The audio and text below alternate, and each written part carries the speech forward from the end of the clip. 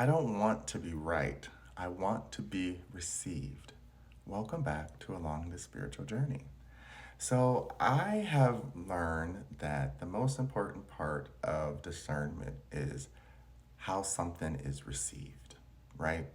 Doesn't matter how anyone puts it out there, doesn't matter how they want someone to think about it.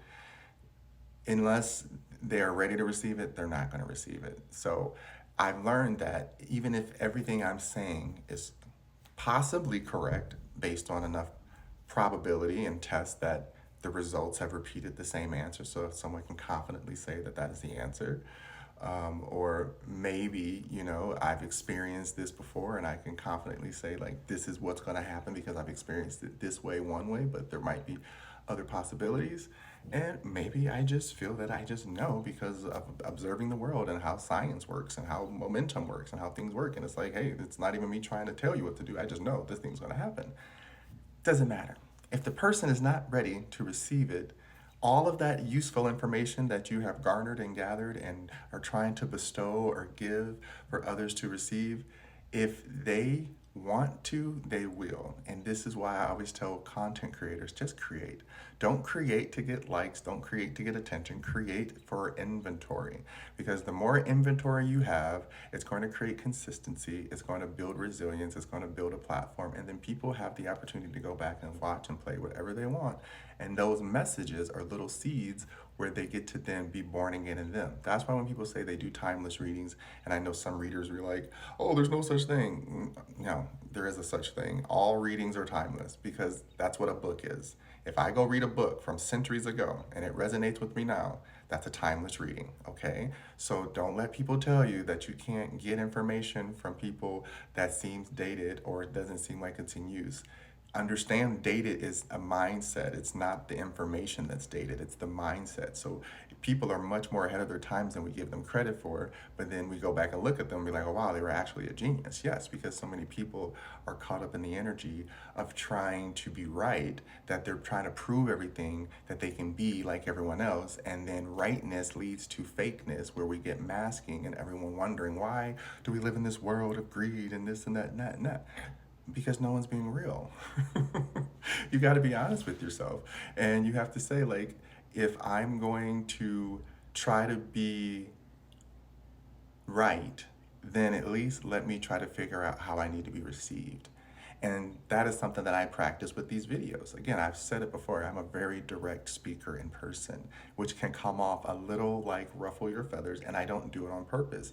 I just assess the situation very quickly. People start talking to me, but at the same time, while they're talking to me and explaining a story, I can see all of the emotions and the moods and the memories and everything that they haven't worked through and that they don't want to work through. They just want to dump it. And I'm fine with people dumping, but you can't come to me and dump and not expect to get an answer.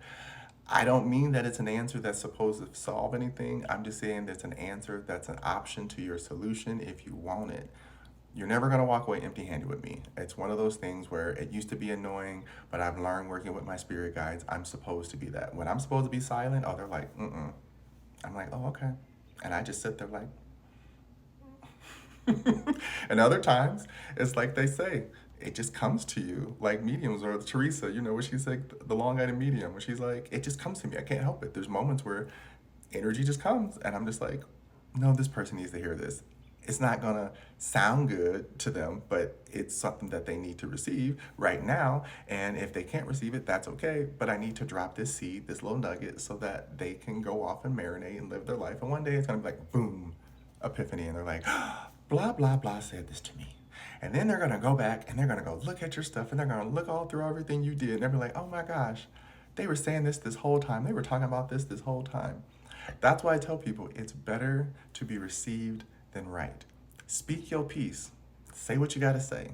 Everybody ain't gonna agree with it, but don't argue with it. I never try to argue with people who are telling me they don't like what I'm saying because okay, I'm not offended by anything because I'm not attached to my thoughts. My thoughts are the like urine, like feces. I mean it. They come in and out. I'll have more. As long as I'm living, there'll be more. So I don't have any attachments to my thoughts, nor my emotions.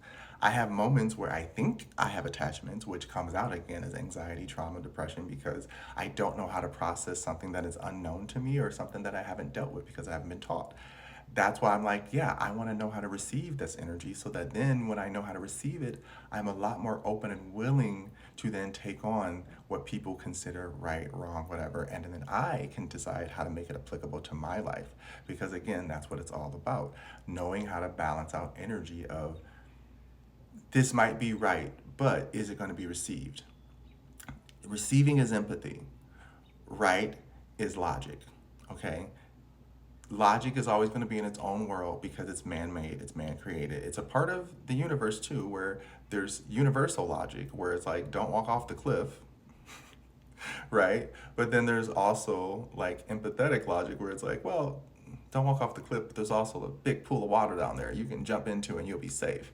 And so that's where we say emotional intelligence. You have to know how to take that logic and mix it with your emotions to say, I think I'll be okay, versus, nope, I can't go that way. And you take the longer route, which is actually more dangerous because you're assuming because it's on the path that that's better, versus just jump into the water and it's scary, but it's brief and you'll be closer to your destination.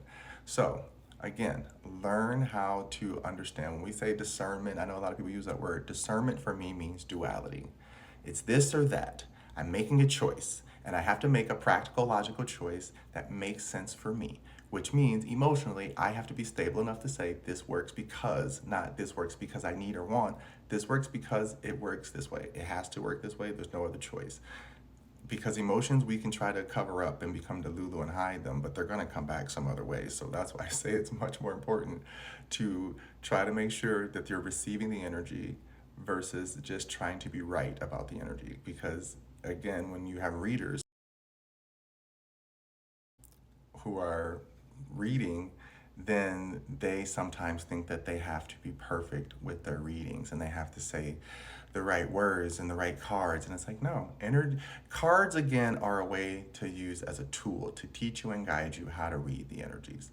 But energy reading itself is simply just receiving what comes to you. And if it sounds right, great. If it sounds wrong, whatever. You can articulate it and make it sound a way that's more receivable to the general public, but sometimes the message is just raw at its base and you're not going to get around that. You know what I mean? Like talking about death. There's no way to get around death. It is what it is. You can talk about the good memories, and you can talk about the bad memories, and you can talk about everything in between, but it doesn't stop what's already happened. So learning how to process that energy in a way that is beneficial to you is how you start learning how to receive, versus again trying to let people tell you you're going to be okay, everything's going to be fine, get back out or go do this thing. If you're not ready, don't do that. Do not do that. Do it when you're ready, and make sure that you're capable of receiving what comes to you. Okay, I hope this one made sense. I love you.